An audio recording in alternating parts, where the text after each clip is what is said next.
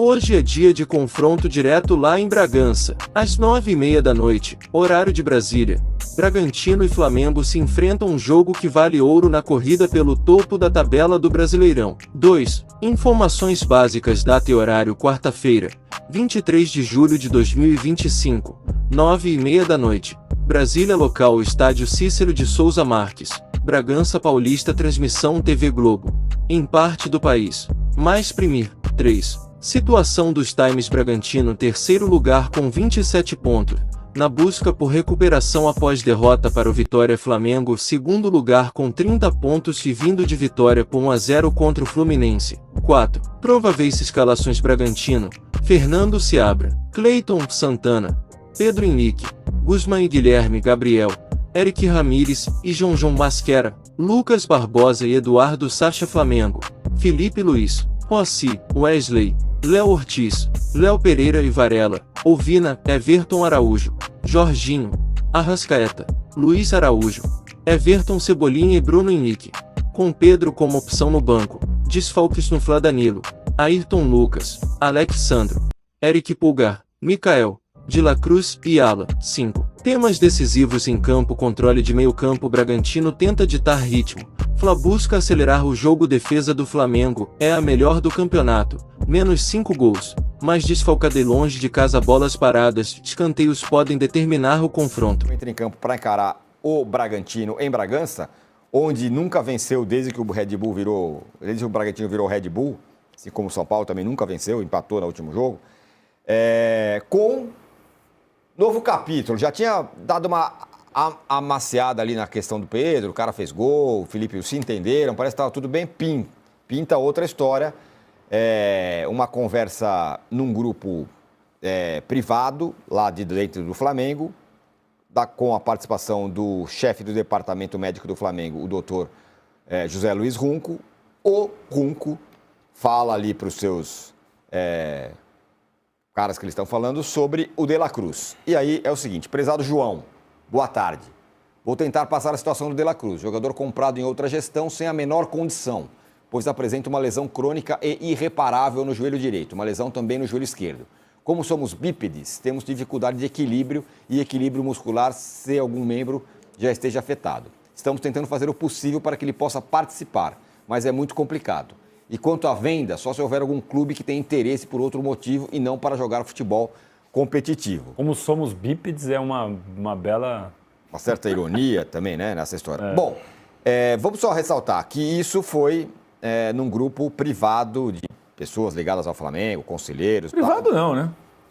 Não, é um grupo... Um grupo de WhatsApp. Não, sei lá quantas pessoas. Não, o que eu quero dizer, Mauro, é que, claro, que é um grupo com muitas pessoas e tal. O que eu quero dizer é que ele não foi que o doutor Hugo falou: vou te dar uma entrevista aqui, o De La Cruz não pode jogar.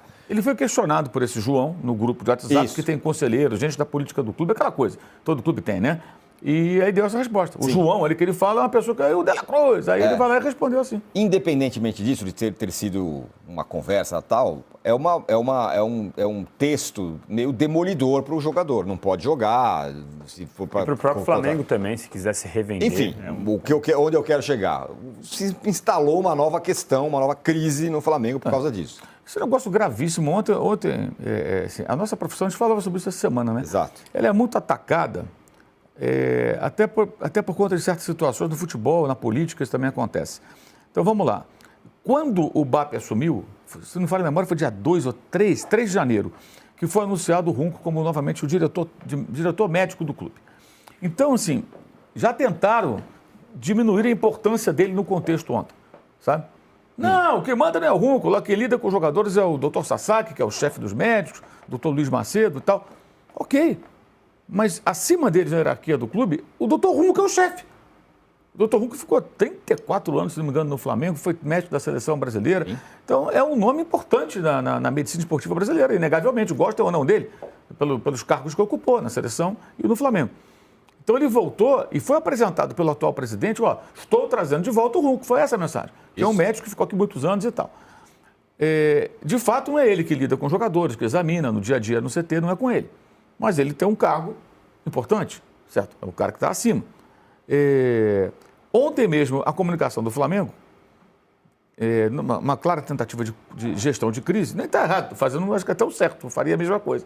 Pegou o Luiz Macedo, que é um médico que lida com jogadores, e meteu lá o cara para a imprensa, colocou para o WeTransfer, para a gente baixar o vídeo.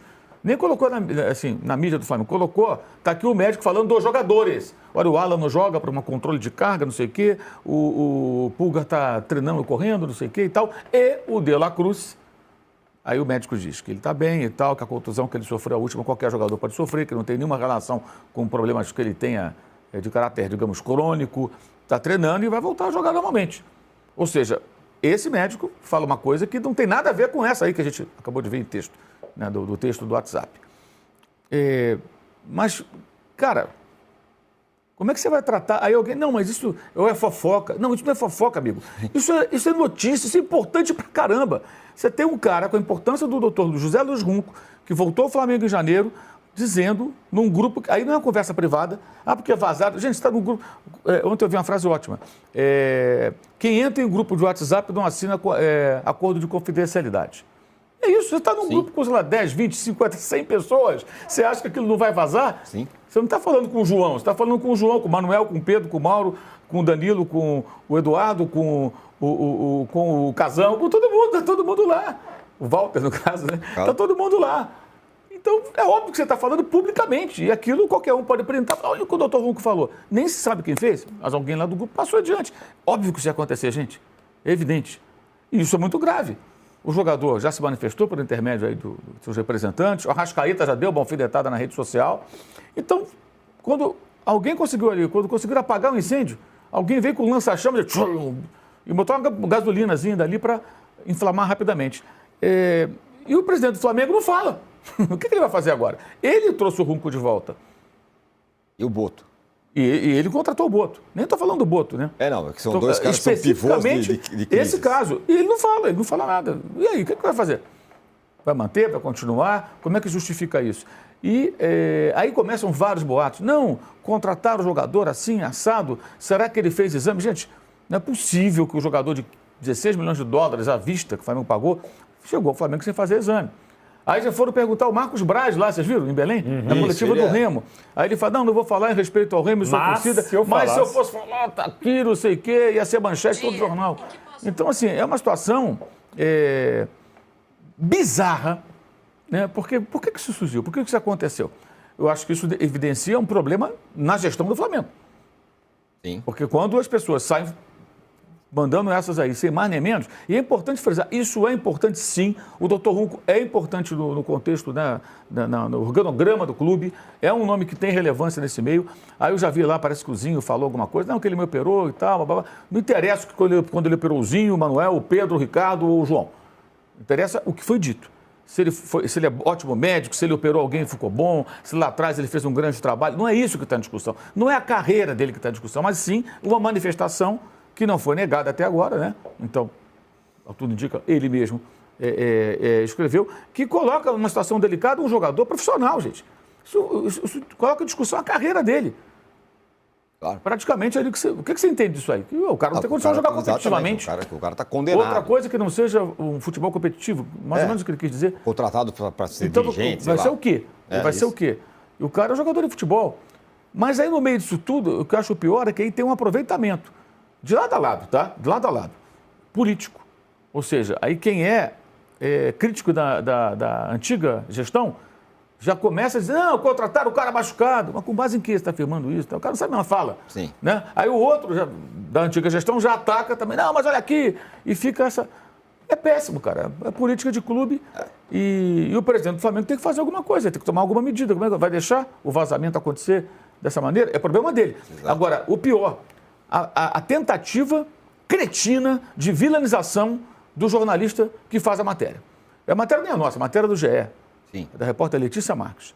Ela que fez a matéria. Ela fez o papel dela.